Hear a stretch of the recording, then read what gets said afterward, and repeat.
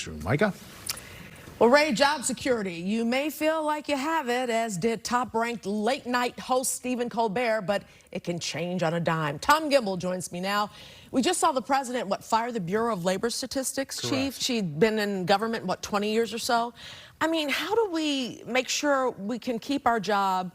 I mean, should we be happy? Should we be always on, alert? I mean, what do we do? It's tough. Well, number one, she makes a lot less, I assume, than Stephen Colbert. Yeah, a lot. Right? Yeah. So I do think the problem is there isn't transparency no matter who the president of the United States is. So they say that Colbert was losing $40 million a year. It was purely financial. Why didn't anyone ever talk about that before now? Yeah. And the Bureau of Labor Statistics, which I obviously read every month, I'm not that boring of a human being. However, it used to be my full-time job. And so when I look at that, the statistics, they're very frustrating. And they do recalculate them for the previous months.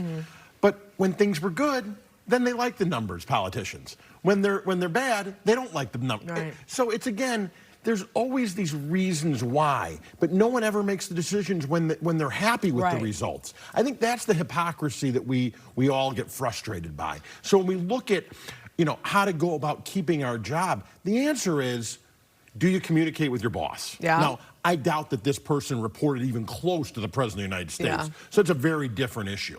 But in general, when we're talking about rank and file workers, you've got to have great communication with your boss. They have to know what you're doing. But what happens if a new company comes in and they want their own people, even though you've been there for dozens of years? Well, what happens if somebody buys your house and they want to repaint it? But you sold your house, so you're happy. Exactly, but you are an employee. Here, so I'll tell you an interesting thing. So okay, I'm really confused right now. Okay, so somebody said the other day, I worked for a company for 20 years. Yeah. I was loyal to them. Right. And then I got laid off. Okay? Okay.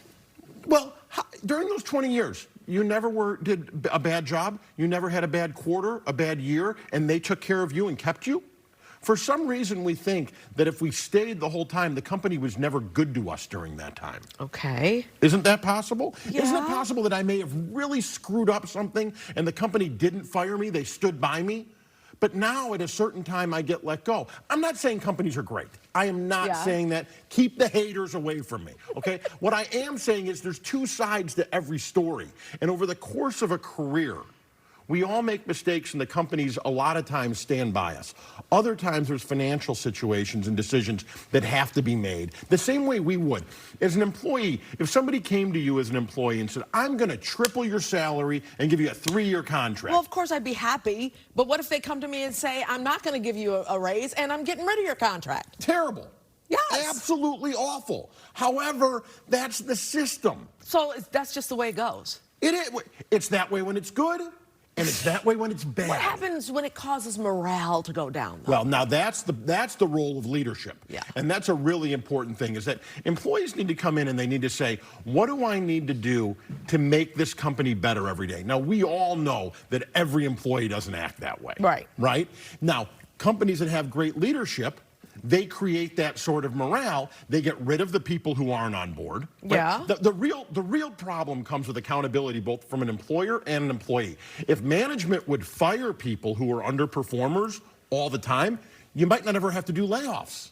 Yeah. The problem is we tolerate mediocrity. We tolerate bad attitudes. And then that becomes the standard, and then it affects financial results. Then we have to do layoffs. Well, it just sounds to me like you're saying these are the breaks. God, you know what? You read my mind. This is what happens. On that note, are we done with him? All right. Thank you, Tom. See you next time.